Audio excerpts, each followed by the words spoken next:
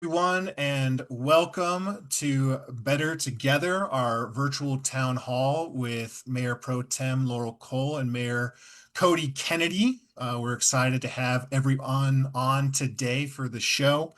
If you're new to us or returning, member or Better Together is a member-led community interview and news show dedicated to celebrating collective action and community engagement. So we're excited to have the opportunity for community to get engaged tonight with their elected representatives. To start off, I'm going to give this over to Cody. So you all recently set out on a strategic plan for the next 2 years for the city. Would you just go through what was that process and what are you most excited for? Yeah, so I'd been, as you know, I've been on council before, so I was part of a strategic planning session 2 years ago. So because of the way our elections work with city council, we do those strategic plans every few years with the newly elected council members and the existing council members, so we can kind of come together around a vision for where we're going to go for the next 2 years, and then we build all of our planning documents and policy is kind of it really touches on that. So a few years ago we talked about a lot of things that were way different than this time. We were talking about placemaking, thriving and vibrant, welcoming, livable engagement, like which are all fine things. We had a much different tone this go around, and I was very, very pleased with it. We had a tone of what's the proper role of government? What should we be doing as a city? And how can we be really good at our role as local government and really dive into our core services? So, talked about core services over and over again, saying, what are those? So, public safety, police and fire, street maintenance, utilities, parks and rec, that type of thing. So, how do we really do an excellent job with those? Support our staff through those processes and really make sure we're delivering what our city needs us to deliver as a local government. So I was very, very pleased with that, and that was kind of the overall tenor for the conversation around that strategic plan. Our consultants that worked with us through that are going to be coming back to us with I think in the maybe second week of August, with kind of the presentation of what they compile for that. So yeah, Right. I felt really great about that. Good, good. Yeah. Laurel, what are your thoughts on the strategic plan? What are you most looking forward to over these next 2 years? I thought it was a really great experience. We don't have a lot of opportunities where we can all be in the same space and get to know each other a little bit more. And so I thought that was a really great opportunity to be able to do that while honing in that strategic plan for the next 2 years. And so um, I think it was a really great way to kick off the next 2 years. And again, we focused a lot on core services. I do think that part of the reason we had such a consensus for that is knowing that our budget is going to be tighter. And when that happens, um, it's a natural direction to stop and really reevaluate what are the most important services that we're offering and how can we do that in the best way possible, um, even as we have potential budget restrictions coming in. Right, right. Well, I know that's going to be a big player in the future here. So we're excited for folks joining us. Thank you so much. You can follow Mary Ann Taigman's example. And if you have a question for our mayor and mayor pro tem, please just put that into the comment section and we'll read it out for you. As we predicted, there is an Orchard Mesa Pool question here. So from Marianne Taigman. The Orchard Mesa Pool is a city amenity, and we all pay taxes on city amenities. Has the council included the pool in the budget and paying for it over time? Thank you both for being here. We'll start with you, Laurel, or Yeah.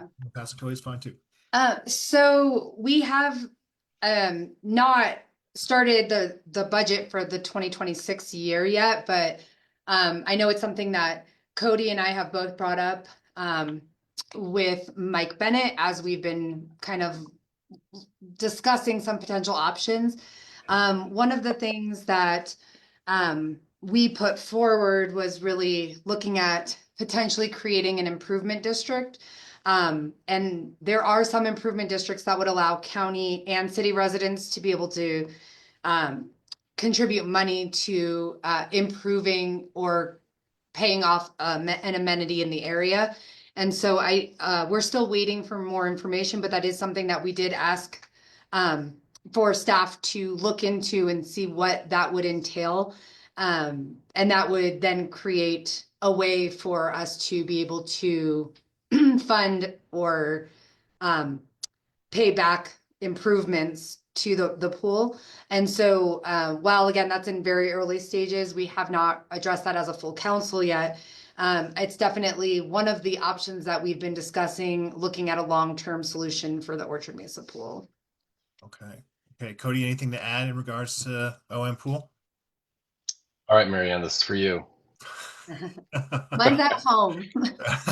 So we've talked about this, and I need to say up front that obviously the city's in no position to just say, hey, we're getting out the checkbook and you got to make it happen. That is not at all where we're at. It has to make sense financially.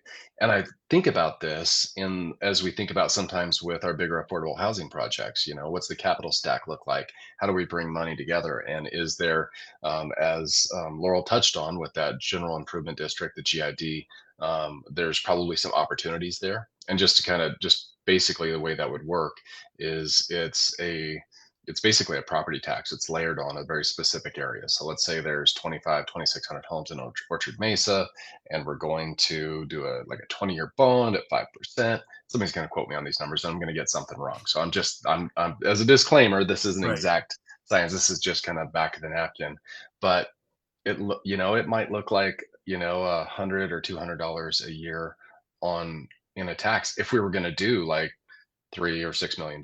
But that's not, in my mind, that would just be like one part of it. Like we would have to have a consideration if we were doing that of what else could we do. And I've mentioned to you, I think I've mentioned to several people, I've had conversations about, could we do a healthcare clinic, right? Could we put out a general, request to the community to whether it, be whatever providers within our community. It doesn't have to be a community hospital, but I've had those conversations there.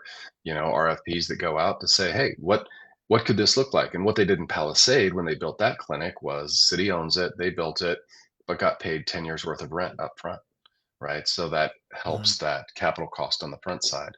Childcare facilities, there's amazing opportunities around that as far as funding that's available and the way that would look, as well as investors that want to invest in childcare because of the tax incentives and the way that looks. Additionally, there's other opportunities. I mean, maybe we could have a conversation with the Mesa County Public Library, and while they probably wouldn't be in a position to bring in a bunch of money on the front side, I think through them, there would be grant opportunities that would open up. And certainly it would be a great community amenity because when I think about if I'm standing in front of the Orchard Mesa pool, what's around me, right? Besides the Eagle Rim Park and the immediate neighborhood, but there's a lot of subsidized housing in that neighborhood, a lot of kiddos that are, within, they can get on their bike or skateboards and get there. So to me, that really makes a lot of sense when we think about it more as a community asset for the long term. And we think about it in terms of generations, right? Not just the next 10 years, not just the next, 2 decades, but how do we keep it perpetually available for the community? So, yeah. So if anybody's out there thinking Cody's just trying to raise taxes again, it's not like that. What I did learn. I will say this: I learned something valuable back when we were, not to bring up a sore subject, but when we were talking about the 29 road interchange. I learned a lot. That was the first time I ever got behind something like that. And what I really took away from that was the legwork that needs to be done on the front side, right? The doors that you knock on, the people that you talk to, and the engagement that you get to say, what's good about this? What's bad about this? What do you like? What do you not like? And really working with all the community partners in the neighborhoods and all that to really get buy-in and find out like if it's even going to work before you even move it forward. Sure. Yeah. I think, well, actually, let's go. This is good because we did have a member submit a question through our Patreon, which is just kind of our website hosting, asking about, is 29 Road still in discussion? Cody, we'll start with you, and then Laurel, if you have any Yeah. thoughts. Yeah, I appreciate that. As far as the interchange itself, no, that's been shelved for right now. as far as I know. I don't think anybody's necessarily talking about that. We still have some significant transportation needs in that area, and I think Laurel will be able to speak to that from experience. But it's a for me, it's something as we build out the community rec center up there, as we get more and more traffic, it's going to be significant. It's going to be a problem. So Patterson already is a problem for traffic. So I'm hoping that we can do as much as pull pieces out of that plan that we have for 29 Road and utilize those, like Mm. the intersection of 29 and Patterson in particular, to try to say, how do we make this more functional for the neighborhoods that are up there so they're not waiting, for 2 or 3 light cycles just to try and get through the intersection, right? So during busy times of the day. But anyway, Understand. so that's probably a longer answer than you needed for that. I could have just said no, but it's more fun to No, dive into a little bit. explanation is always great. Yeah, and folks that are joining us, please feel free to submit your questions just into the comments. So yeah, Laurel, your thoughts, like 29 Road, have you heard much from the community or? Yeah, well, I live there, so that's Okay. my neighborhood is 29 Patterson. I've been hit in that intersection. I see at least 2 accidents a week, major accidents in that intersection. And so I definitely know it's an area that we need to start looking at the accident data and figuring out a solution. And it might be something as simple as only having turn on red lights, but having them cycle different. But it does back up all the way to the school. Um, Hmm. and then people get desperate, so they'll run the light and then they hit people. They're just, I mean, I was in the middle of the intersection and someone turned right or turned left into my car.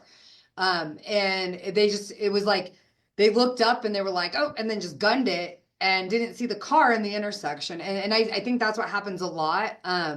So it's definitely an area. And I think we really need to be, I know there's been a lot of focus on downtown Grand Junction, but I think we need to really be looking at Patterson all the way through. Um, I mean, I'm not a my personal opinion of what's best for the city may not always align. I don't necessarily want an interchange built in my neighborhood, and at this point, though, the greater need for me would be that we don't have the money to build it.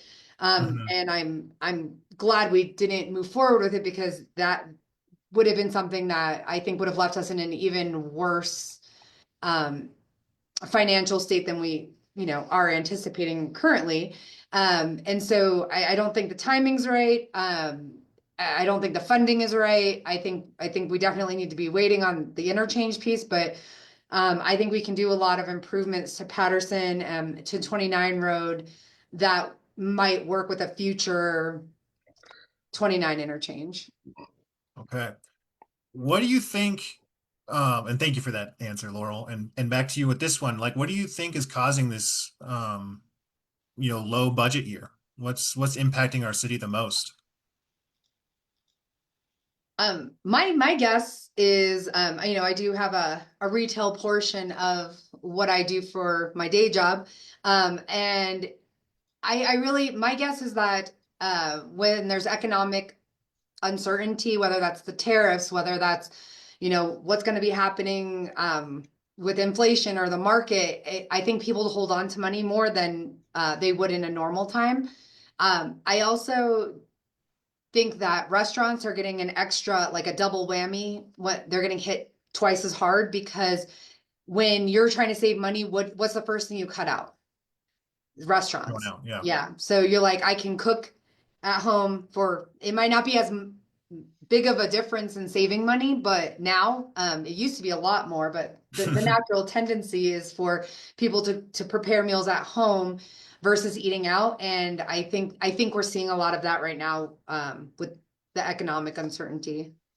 Totally. Yeah, Cody, what have you been noticing? And on that question too, are there any services that we should be, you know, concerned about maybe getting cut from the city at this point?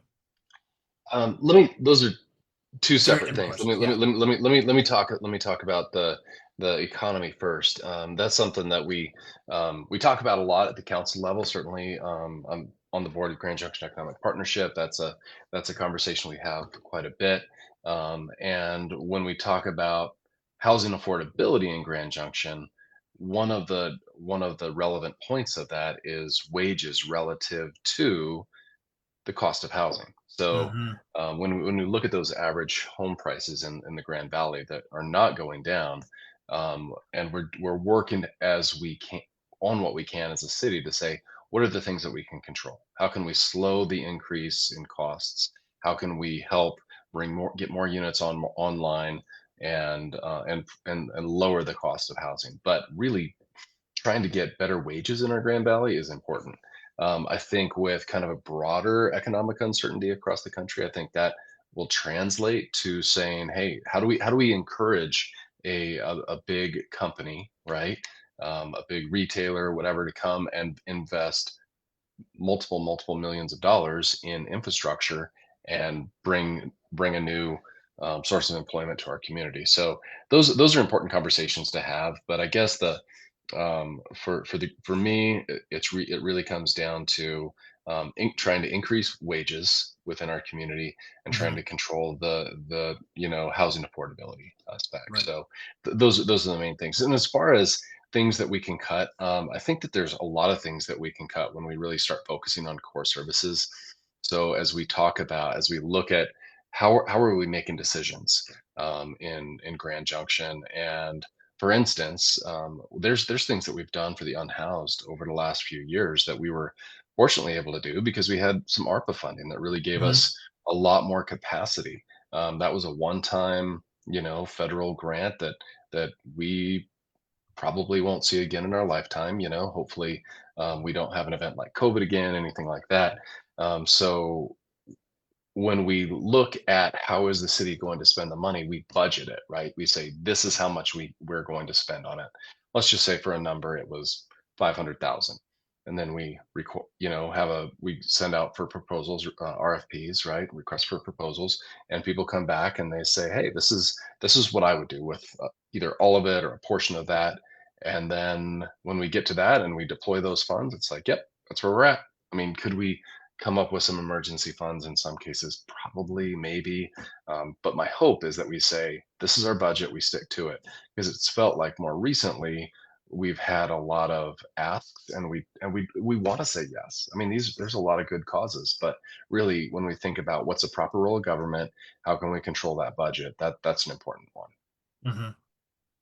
Thank you for that. So Yeah, it's a tough time right now for a lot of folks, and that includes city governments and across the board, businesses as well. So, question here from Jennifer Ramey is road repair is a major issue. We actually had a subdivision street caved in. After months, we got Scott B involved. I'm guessing that's Scott Balfus. However, the rest of the streets are crumbling. What is the city doing to maintain streets? Laurel, you want to jump on this one, or you want me to weigh in? Like, give me the crumbling streets, why don't Yeah, that's right. Yeah. Yeah. uh, Well, I love this question, but yeah. you go and Okay. You can both I'll So, take it. tag. I think that this is part of where our prioritization of our strategic plan is really heading, is making sure that we are taking care of things like our streets first, and that we're prioritizing needs of the Mhm. community over our wants, and that might include some amenities as well. But we have to, if especially as budgets are tighter, we need to be making sure that we are taking care of all areas of the infrastructure that we have put in place. Because the longer, it takes, like, for example, we'll use 29 Road as an example. I watched it crack. I watched it start crumbling. And then instead of it being a chip seal, it had to be a complete repave for the majority of the road. And they still haven't done the whole road yet. And so it's instead of us waiting until things have to be completely redone, we need to be maintaining those, and making sure that we're keeping up with our areas. Um, I would be interested to follow up on this neighborhood. So if the person who made the comment would like to reach out to me, I would love to follow up on that and try to make sure that it's getting um, moved up in the list of priorities. But with that, I'll turn it over to Cody.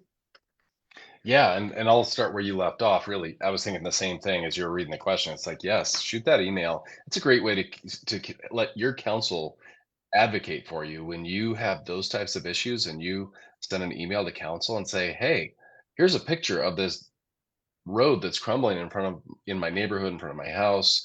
Here's this issue," right? So you send that to us, and we can loop staff in and say, "Hey, to our city manager, Mike Bennett, would you get back to us, let us know how this goes, or help us, so we can advocate," right? So we know about those things, because if we don't hear about it, we don't know. And yes, we try to get out in the community, but there's always more of these types of issues. So, and yeah, I just echo what Laurel was saying about that. This is really what our strategic planning conversation was about those core services. And when we talk about streets, we're talking about street maintenance. There's been so much conversation around all this multimodal push.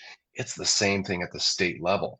Like the state of Colorado is pushing so much of the tax dollar into these big multimodal projects and these pet projects, instead of saying, "Hey, let's take care of our roads and let's take care of our bridges, and let's make sure that we address our must-haves before our nice-to-haves first." So, and there's things that we can do as a council, and will do, I believe, speaking as one of seven, that we are going to, we address things in policy. I mean, right now we have something called a complete streets policy that I think is problematic for the city, because basically it mandates that we will do big multimodal projects on everything we put our hands on, right? So there's going to be a bike lane every single time, every place, everywhere, every time, instead of saying, does it make sense on this street? Is this safe for the cyclists and the pedestrians to introduce them into this area of traffic? It might not always make sense. But based on our current documents, our engineers are always going to do it every time. So Hmm. I think giving our staff more flexibility, right? To say this really ties into our overall system of trails within our community, and it really makes sense to connect a few of these areas via a protected bike lane, versus every time, everywhere, every neighborhood. Those kind of policies drive a lot of costs. Sure. Yeah. So really kind of reevaluating those and giving some new guidance to how you want the city to operate is going to be a big portion of these next 2 years, I imagine. We're getting Yeah. some great questions. Keep them coming. We'll just take them in order. And next we have from Mesa County Compass, the ladies over there, Lisa and Ruth. Oh my gosh, I was just on their show. We're having Right. similar minds here. What determines a want versus a need? What are the core services? Let's focus on that. What are the core services of the city? You Since we, you want you go first, Cody. You go first. Yeah. Okay. So we talked about this earlier, right? When we were talking about that strategic plan, I'm obviously going to be pretty biased around public safety, because that's where I spent 17 years in this city, right? So police and fire are definitely one of those core service, or some of those core services. Utilities are core services when you think about, you know, sewer, water, trash, those types of things. Those street maintenance. Those are core services, right? The best way it was explained to me is, it's what is the city doing that people can't do for themselves, right? That private industry can't do for them. Sure, you and I might not have the ability to build a community, let's say a community pool, but could a could a company come in and do that, or a nonprofit come in and do that? Yeah, maybe.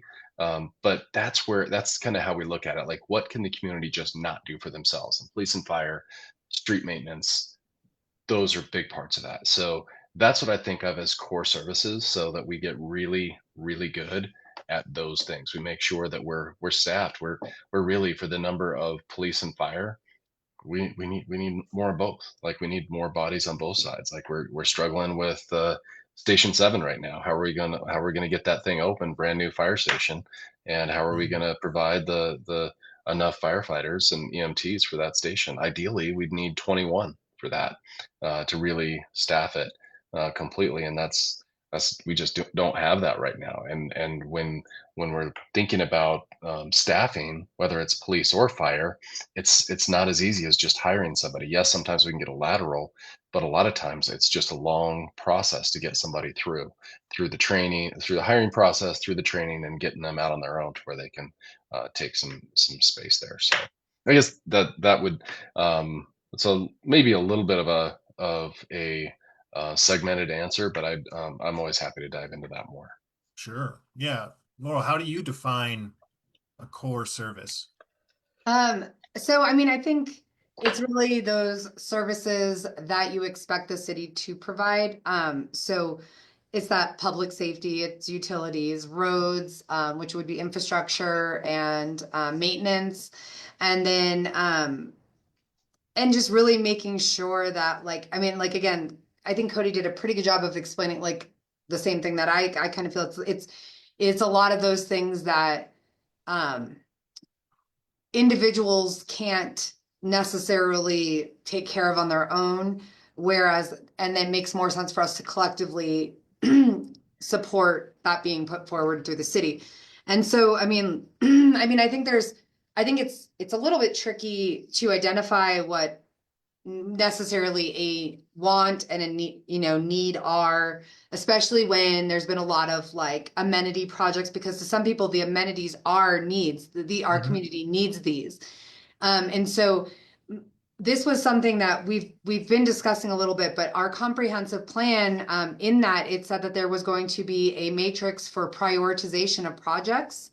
That was never actually created or implemented. And so I think that's a huge missing piece of the puzzle. And if we did have that matrix that was actively being used, we could identify where on the need and priority list does this project fall. And so that is definitely something that we've been discussing. And it concerns me that it was never implemented, because then how have projects been prioritized in the since 2020 when this was put into effect? So for the last 5 years, projects have been being selected because they fit into the comprehensive plan, but there's no prioritization matrix to show us where on the level of need versus want does this fall. And so I think that that's a step forward that we can take to help identify that as well.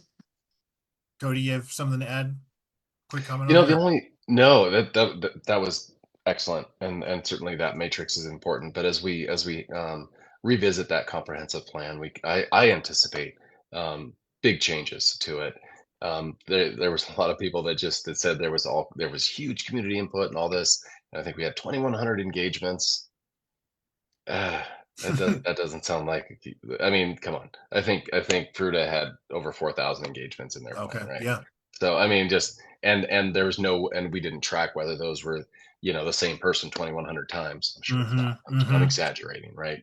But there's ways, like, instead of spending so much money on consultants, what if we spent like hundreds of thousands of dollars literally on consultants? What if we spent that money on sending out surveys to every single Grand Junction resident? Like, how do we really engage our community in an effective way instead of a pop-up tent at the farmers market, or a survey at the high school, right? Sure. Which, and not to, I mean, I spent some time with Western Slope Youth Voice here just a week or two ago, so I'm not knocking their voice. Like, that is not my intention there to dismiss them, but we need real community engagement, and I think that's an important part of the process too. Mhm. Certainly. Certainly. Well, question to you, Laurel. This one's a little particular, so we'll see how it goes. So Carrie Thornton asks, we have been calling Parks and Rec about the danger of not having any netting to protect the new courts at Canyon View from foul balls. All they did was put up a sign saying play at your own risk, but we give millions to build a new skate park or tax incentives to a zip line that doesn't operate. How can the city look to prioritize the money spent on facilities that are used the most? And yeah, and I think that again comes back to that prioritization matrix that we have been missing. And so it's been like a if there's enough support for a project to go through, it just kind of goes through. But then those needs of our community have kind of been overlooked in the last couple years, and that's why we have subdivisions crumbling and things like safety netting being overlooked when there's again, there like I don't know the ins and outs of determining when you need safety netting. So there might be a reason that I'm not aware of why safety netting wasn't put in. But I think having this project prioritization matrix will really help staff to be able to determine which projects are getting this funding and which projects are maybe waiting. And and I think that that's kind of um, been the one of the issues that I've noticed as a resident, and part of why I ran for council was it seemed like there was a lot of money being invested in downtown, and then large areas of the rest of Grand Junction not necessarily getting that same attention. And so I think that while it's very important that we have a great downtown, and that is, one of the main attractions that brings people out besides of our outdoor recreation, I think that we also need to remember that there are taxpayers throughout our entire city limits that have put money into this and need their basic needs to be met. And so I think, again, it comes down to what we've been talking about with our strategic planning and refocusing on those needs versus wants, and making sure that we are addressing issues, especially something that is reasonable, like netting that protects our children. It protects people who are commuting through the area, the cars, a lot there. It protects a lot of things. So but again, I'm speaking with no research on this particular issue, so I don't know if there was uh a reason that why netting was not looked at. And yeah, so I don't know if that answered the question, but No, I think you answered it as best you could, and I'm guessing too this is one that you'd be happy to have people follow up on for particulars that you can look into. I wrote it down. All right, perfect, perfect. Well, a question kind of based off of that and some of the others we're receiving. Like, how do you feel, Cody, in regards to current city amenities being part of that core service? Like, is that fall in, especially around, I mean, there's a ton of parks and rec stuff. I count like, the playgrounds are really a core need for my family. My daughter needs a place she could play in the backyard, certainly, but she's not going to have the exposure to other kids and some of the cool swings, etc. Like, where does that lie? Those current, more kind of like nice to haves. Well, I think you kind of hit the nail on the head, right? The Parks and Rec amenities absolutely are core services, right? Nobody's going to be able to go out there and build their own park. Um, do I think that police and fire are a priority? Yes, but here's the good part of the way city finances work, and I think a lot of your viewers probably already know this, but we have these different buckets of money, right? This isn't all like I can't take money from Parks and Rec and hire some more police officers, right? Hmm. There are like so the impact fees that are specifically for Parks and Rec, like you can't spend them on other things, right? And with Parks and Rec, a lot of times we have staff that does a good job of leveraging those dollars and finding matching grant dollars and that type of thing. And don't get me, I get all grant money is generally speaking taxpayer money, so we're talking about tax dollars. But yes, those amenities are important. I've had some really great conversations recently. um, Had a great one around Parks and Rec. Lincoln Folkers with Mesa County Arc has brought and he also runs a nonprofit called Adaptive Heroes, but he brought this really exciting project to us. And our Parks and Rec director and our city manager and myself met with Lincoln, and this is a fully accessible playground, right? So it would be an expansion, and what we'd be looking at. And again, this is just a conversation. I'm not committing to this. Mhm. Full disclaimer, but this really exciting, fully accessible playground that would expand, like let's say a playground that's already within like Lincoln Park, that is very, very accessible. And can you imagine like bringing kids, some needs kids? I mean, you've been involved with school district for a long time, but you bring these special needs kids, and you bring some of their other classmates that are that same age, and they get to play together in this playground and really interact together and build that community. Do I think that that's a core service? Yeah, sure. um, Are there priorities within our core services? Yes, but there's also different buckets of money that do protect those things. Now, am I thinking that we might need to reassess some of our impact fees, especially around our Parks and Rec? Yep. And I know somebody's going to pull this one little clip of this video right here, and they're going to, push it out there because there's a lot of emotion around that when we were revisiting our transportation engineering design standards, TEDS, Mm, last year. So, but those are conversations we need to just have honestly, and really as we think about prioritizing. So I do have a heart for our Parks and Recs amenities within our community, but I think we need to be honest with ourselves about, do we really need to spend $5 million on Whitman Park, mhm. right? Especially when there's other places that we could be investing it within the community, There you go. There you go. Yeah, that's I right? appreciate that. Yeah. Yeah, the pool being a major a Wow. spotlight. And speaking of it, we have another question in that regard, and Laura, we'll start with you on this one. So, I asked this is from Denise Simmons, but are there other entities offering to step up to help the Orchard Mesa Pool as a combined effort with the city of Grand Junction? And I have a follow-up on that. But if there's one, I know we talked about at the very beginning, but if you want to go ahead and just get your thoughts out on that. Yeah, I think that from at least my interactions regarding the pool and with the community, I think that there hasn't been as many entities coming forward as there has been council members talking to entities in the community to see if there would be interest. I definitely know that it's something that has come up a lot in our conversations, and like especially looking at a tighter budget year, how do we find funding for the pool while still trying to prioritize our spending. And so I think that there's been a lot of conversations around that. I don't think we've had anyone that's been like, and Cody might know something that I haven't heard about, but I don't think there's anybody that's been coming to the city saying we want to do this. I think it's been a lot of council members going out and having these conversations with different entities that might be potential partners. Like I know I had spoken with Michelle at the library, Hmm. and I know that she then had a conversation with Mike Bennett regarding how they might be able to partner.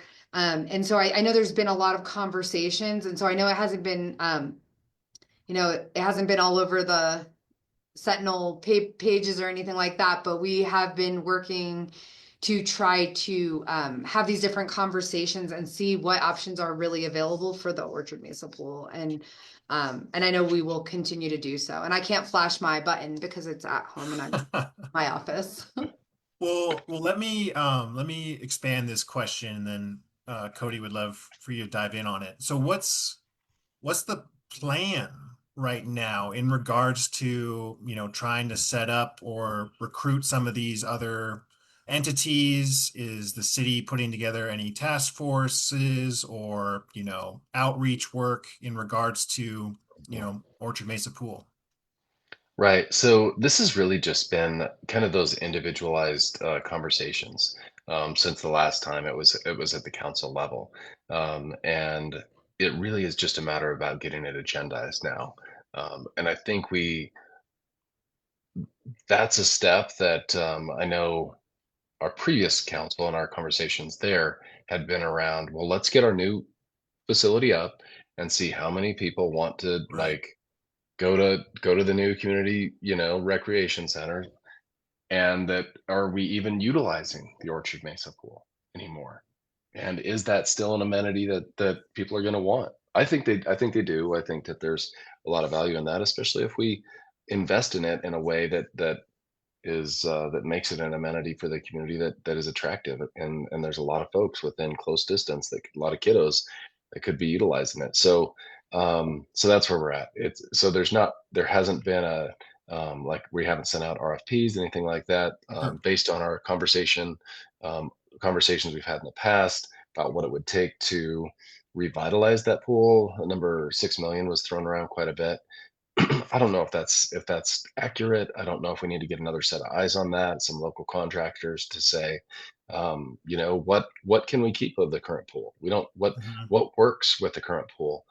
There's amenities. I know that hot tub is a big, um, loss for the pool, and it was a huge expense if we were going to get that back online, and I don't believe it has been brought back online. So, yeah, it really is just a matter of saying, let's get this in front of council. Let's discuss, even if we don't come to a resolution here, just to say let's have a broader conversation about what this might look like. And when I'm talking about those P3, public-private partnerships, or a hybrid of that, right, with a nonprofit, because something like community hospitals, a nonprofit organization.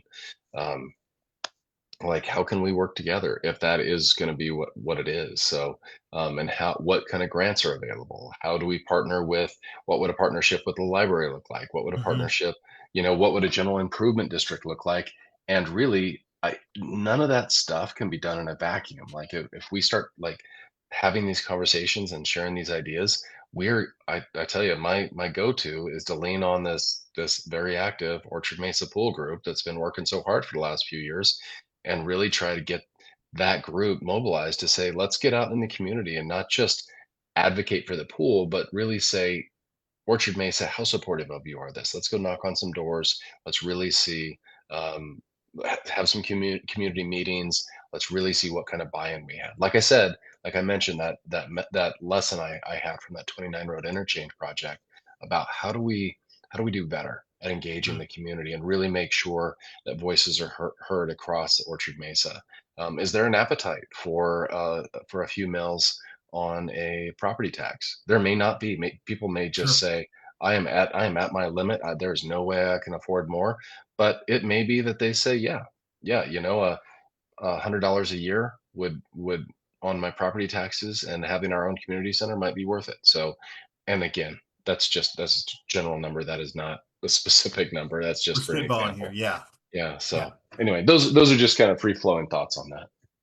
No, it sounds like Laurel, you have any comments to add in regards to And steps? I know Cody and I have on multiple occasions talked with Mike Bennett on, what could this look like? And I think, you know, I believe the last time we met with him, we asked for staff to look into the general improvement districts and to see like what that might look like and start doing some research in that area. And so I think um, I've been hesitant to prematurely ask for it to be on the agenda because I'd like to have at least some information kind of that we can present to council and kind of talk through. And I don't want it to be um, shut down right out the gate. So I think that's part of what um, the biggest thing I would like is to have some new information to bring to council to say, well, here's a type of solution. And the logical part of me understands the waiting to see what the usage is after the other rec center opens. However, the problem with that is by not investing in it, you're going to negatively impact that who's using it and who's not using it, because if you have 5 pools that are brand new here and then over here you have a pool that has you know barely got a The boiler, pool, yeah. so it's like we have to look at what when people are making options, are they choosing it because that's the pool that they want to go to, or are they picking it because it's the new pool?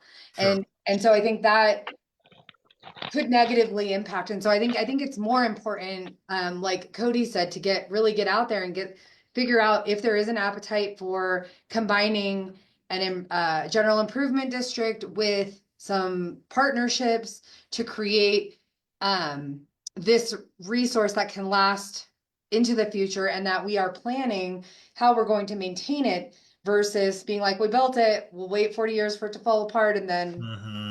because I don't think that's fair either. And so I think that's part of our goal, is to be looking at some of these long-term options that would create a funding source that would help maintain the pool over time as well. Totally. Well, I think that's a great point. It was brought up by, Councilman Ballard too, of like, we're gonna have a brand new, rec center coming on board. Are we going to make sure that we keep up with that one too? Are we going to be in the same place in 40 years? So a technical question, but I'm glad that you can educate our members and audience on this. How does something get on the council's agenda? You know, I'm glad you asked that question. So it used to be a lot more difficult. We've really tried to lower that barrier, right? That is something where if there's interest, we talk about it during a workshop, and we address Mike Bennett, our city manager, and we get it on there. It used to be that it was mayor pro tem, and city manager. So they were the ones that would talk about it, and then you would have to make your case and try to get it on. And like I said, with secondhand tax plan, I tried very hard to get that on the agenda and was widely disregarded for a long time until I said, "Well, I can count to four, so fine." Mhm. And then all of a sudden it was on the agenda. Oh, wait. So so now it's a matter of it's somebody wants something on the agenda, and if there's a little, if there's somebody else that says, yeah, I'd like to talk about that too, it's pretty much going to go on the agenda, and Mike will slot it in. So let's just say hypothetically there's an issue that somebody in the community says, I'd really like city council to talk about this. Like, I think you should agendize that. Yeah, email us, let's talk about it. It may be a cup of coffee with one of us along the way, and to where we really can make the case and really understand what the need is, and if that need is there, and we can see that that's something that we should address as a broader council, then yeah, we agendize it and work with it. Nice. Yeah, no, that's great to hear. And I'm glad that people can have more access to that agenda and that it's Mhm. easier for our representatives to be represented. So a question is it's going to target a good amount of questions. We have some from like Mercedes as well as, Rhonda around just how money is spent, in particular around like, health and general well-being. How can the community get more engaged in things like this matrix that you all are creating, or just overall the budgetary process? Are there ways that Mm. community can get engaged? Cody, I'll start with you just from your background of going through this process more, but then Yeah. Laurel, I'd love to hear your thoughts on ways community can get more engaged. So I will say that, when we're dealing with a city budget, that in a regular year, we're $250 million, like in any given year. And this year it's a lot bigger because we have, big capital improvement projects like a community rec center and our wastewater treatment plant, both of those being around $80 million projects, or well, or substantially more in the case of the community rec center. Sure. It's got some creep on that. So um, for people to get involved with that budget process, if they are interested, all of our meetings are public. They can certainly be listening in on it. We end up having a series of meetings that are these 4-hour meetings where budget parts of the budget are presented to us over several months, and over lots of meetings in several months, and that's open to everybody, so it's very transparent. But we don't necessarily get out our pencils and start, scratching out, hey, we need to spend this much over here and this much over there. Those are generally presented to us by staff. So that's kind of how that process goes. And are there things that we can say, hey, we do not want money spent on this thing, we do want more money spent on that thing? Yes. And that's the kind of direction that council gives. So that's part of that. And I forget, what was the other part of your question there, Nick? Sorry, I Just, kind of yeah, was focusing on the how, budget there. for sure. No, Oh, just like amenities, right? or more or Oh, less of just how well, people can get engaged more in that yeah. process and give, you said like the council can give guidance to the city. How can people provide more guidance to the council? Yeah, so I think in looking back, if you kind of look at the city budget, like let's say you looked at the 2025 budget and you're like, man, I found some things in there I did not like, right? Come meet. I'm having coffee twice a week, downtown at Mountain Air Roasters at 9 a.m. on Tuesdays and Thursdays. Come talk to me about it, right? We are doing a lot more engagement with the Meet You There push that we've pushed out there. So you can always email us too. Say, hey, this is something I don't think the city should be spending money on that you're currently spending money on. What in the heck, right? Why in the heck does the city have their own childcare program, right? What, Mm. like, is that what the city should be doing? I don't want my tax dollars doing that. Okay, let us know. Let's talk. Let's see. Let's have a conversation about that. Is that an amenity that we need in order to retain and recruit good employees, especially on, for first responders and their schedules and that type of thing? Yeah, let's talk about it. So I think that's a part of it. If I answered the question there. Yeah, no, So, that's a good answer. I appreciate it. Laurel, yeah, how can folks get more engaged with, these type of projects and the budget particularly? Yeah, so I think there's the traditional ways of either emailing council, and I know I can't speak for every council member, but I can speak for myself. I don't always answer every single email, but I do read every single email and process the information that's in them. It depends on, um, like if it's a hot topic where we're getting hundreds of emails, I'm reading them all, but I'm not necessarily responding to them all. But I do mhm. read and I listen to every voicemail. Um, and I respond to requests if somebody would like to meet with me or talk with me. But I think the Meet You There initiative, just to talk a little bit more about that, it's really about helping our community to identify the ways they can connect with each member of city council, and that's why you'll see these different events that have different council members at them. It's so we can go to the events that you're already at as community members and be accessible for you to share information with us, whether it be good or bad. And so I think that's where this is a mobilizing our council members into the community, and it's um, working where we can have those opportunities, but we're not having to create them individually, where we can go and we know that people in our community are going to be at this event, and us not just being there to wave and tip our hats, but to be able to say we're here to hear you, and that's why we're at this event. And so it's not appearances, it's opportunities for community engagement. And then I think I'm really excited to see this roll out and start being able to participate in some of these different events, and it makes it, like, while I understand, like, with a groundbreaking or these different ceremonies that we have, it's great for us to have council members at those, but that's Mhm. more of like a ceremonial type task versus an opportunity for community engagement. And this whole initiative is really about learning as members of the community how to access your city council members in ways that make sense for each and every member of our community. And so that means we're going to have events in different parts of the community, including Orchard Mesa, including, over in my neighborhood, and so Mhm. it's not you come to us all the time or you need to go out of your way, but we're hoping that people will start seeing, oh, there are council members at this event, and knowing that they can come up to us for engagement at that very, very moment. So Beautiful. Well, we're quickly approaching 7 o'clock. So just kind of speaking of those opportunities, Cody, will you give us some opportunities and just kind of let us know when some great ways to get a hold of you, and then Laurel will talk about yours. Yeah, so I don't have the Meet You There calendar in front of me. I know we have Sure. several engagement opportunities coming up. I know, as you mentioned earlier, Robert's doing lemonade in the Eagle Rim Park this upcoming weekend, which is great.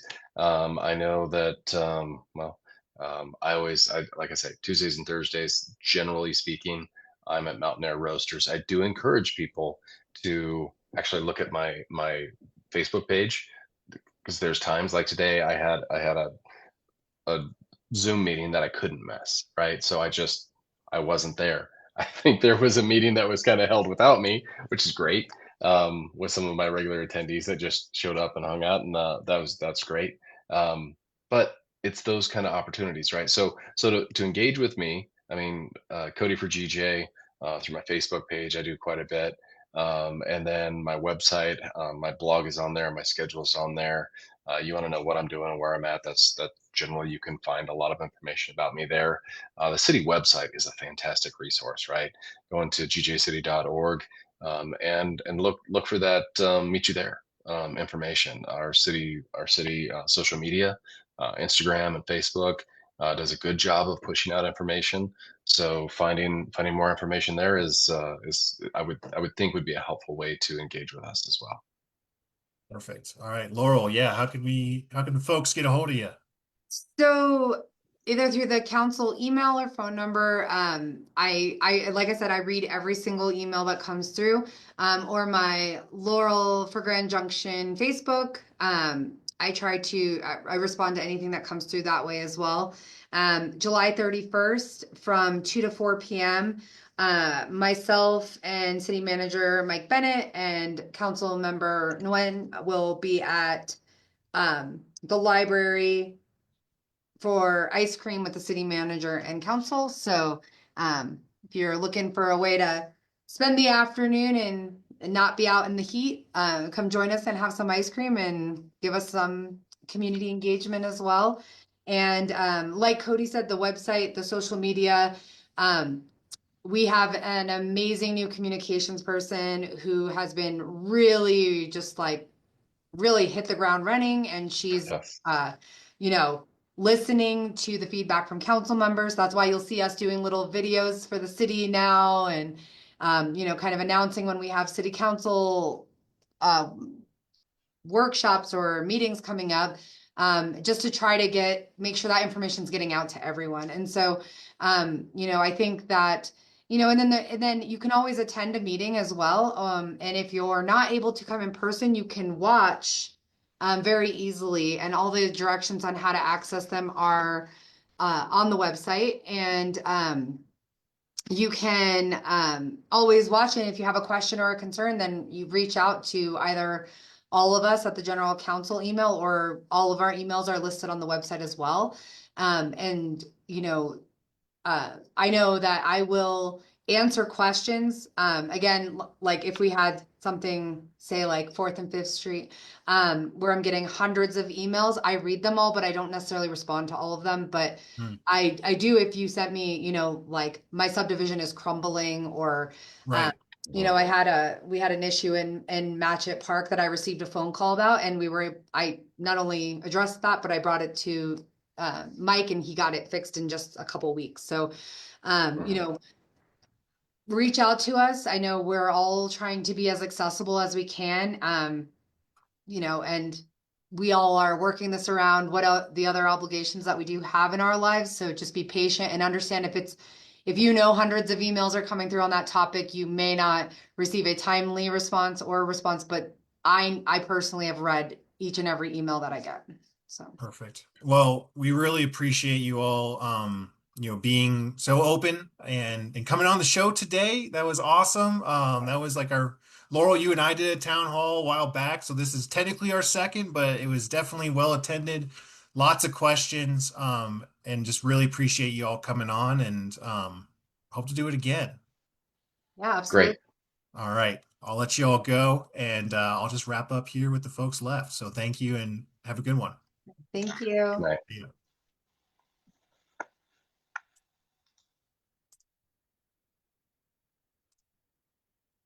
Okay, everyone. So, um, yeah, that was our town hall. I appreciate the questions. I know I didn't get to all of them.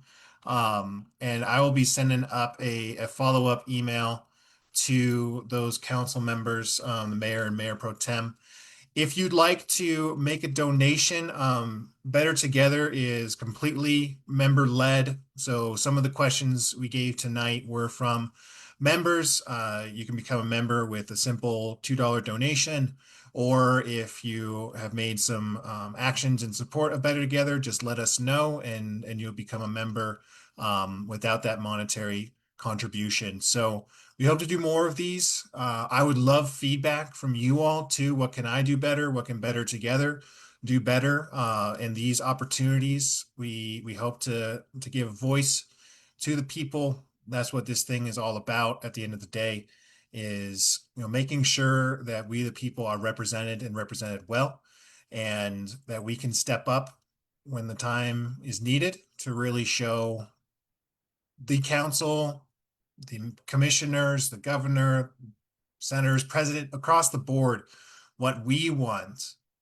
And at the end of the day, wants and needs, it's determined by the people. I think our council does an important job of trying to represent the people as best they can, and that's important. And the power does lie in the hands of the people, of us, the populace, the community. And it's important for the community to identify what are our wants, what are our needs. And I know from tonight, Orchard Mesa Pool is a major need. General community recreation is a major need. The ability for community to connect, a huge need. So that discussion is one that I think is not a simple one between wants and needs. And I want you all to really take some time and consider, where do you land on that? And when we're in a tight budget year from several economic pressures, don't need to go into them right now, but know that the city is heavily funded by sales tax, and when consumers are not shopping, that hurts heavily. So how are we going to approach this time, and how can we do it as a unified community? Appreciate you all coming on tonight. Again, you can contribute at our Patreon. That's Better Together Grand Junction on patreon.com. Thank you all so much. Have a great night, and we'll talk again soon.